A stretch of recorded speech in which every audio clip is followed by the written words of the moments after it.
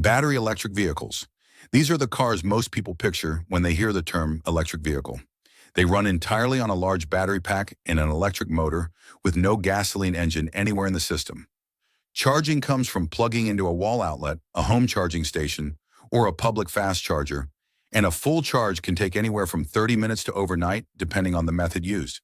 Because there's no combustion happening at all, they produce zero tailpipe emissions.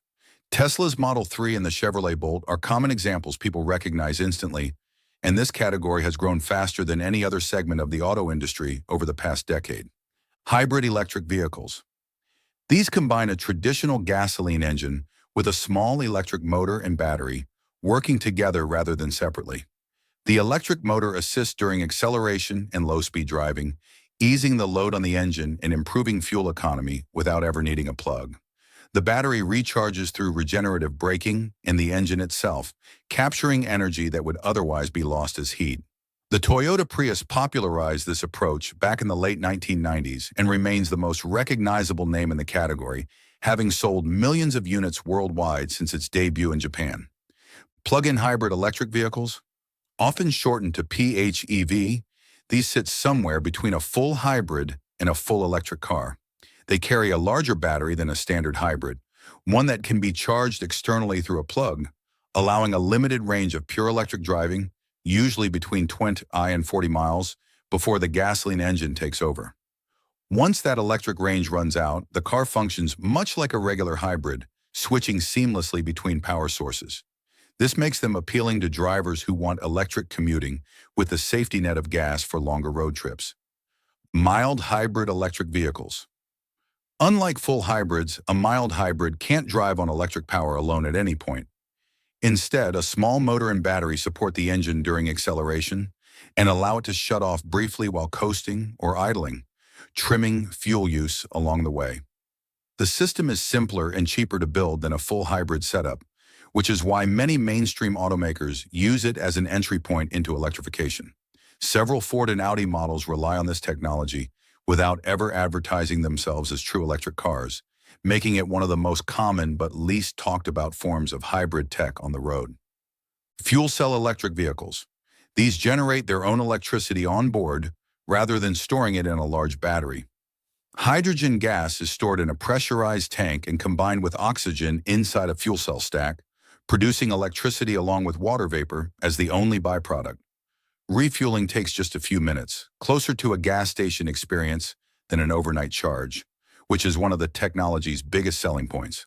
The Toyota Mirai and Hyundai Nexo represent this category, though limited hydrogen infrastructure has kept them rare outside select regions like California and parts of Japan and South Korea. Extended range electric vehicles. These operate primarily as electric cars, but they carry a small gasoline engine whose only job is generating electricity, never powering the wheels directly. Once the battery depletes, this onboard generator kicks in and keeps the electric motor running rather than the car switching to gas propulsion. The BMW i3 with range extender was one of the clearest examples of this idea in practice, pairing a small motorcycle-derived engine with an otherwise fully electric drivetrain.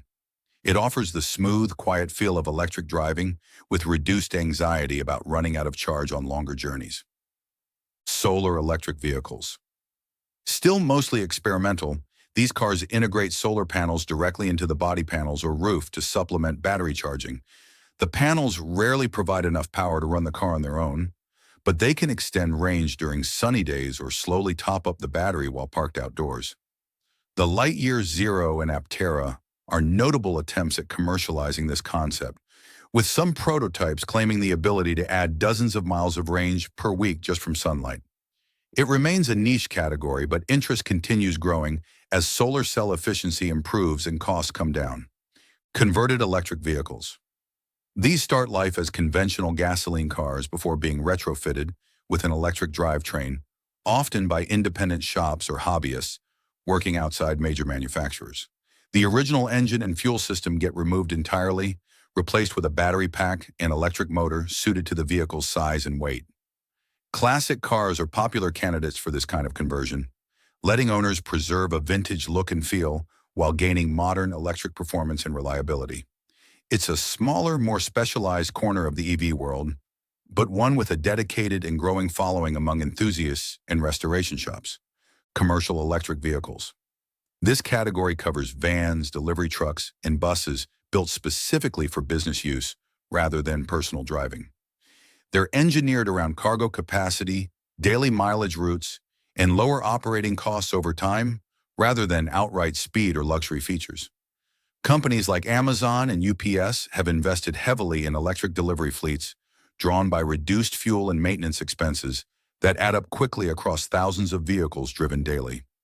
As battery costs continue falling, this segment has grown into one of the fastest expanding parts of the electric vehicle market, with entire city bus fleets now transitioning away from diesel.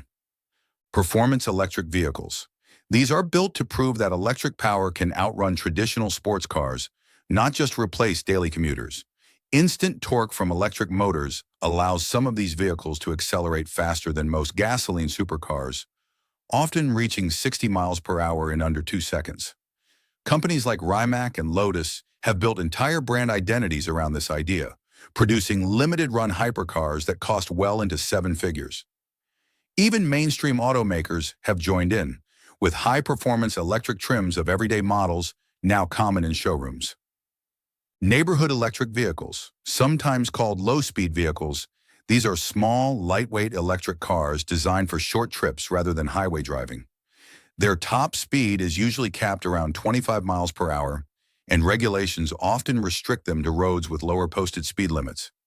They're popular in retirement communities, college campuses, and gated neighborhoods where a full-size car feels unnecessary for getting around. Because they're smaller and slower, they also tend to be significantly cheaper to buy and maintain than any other vehicle on this list.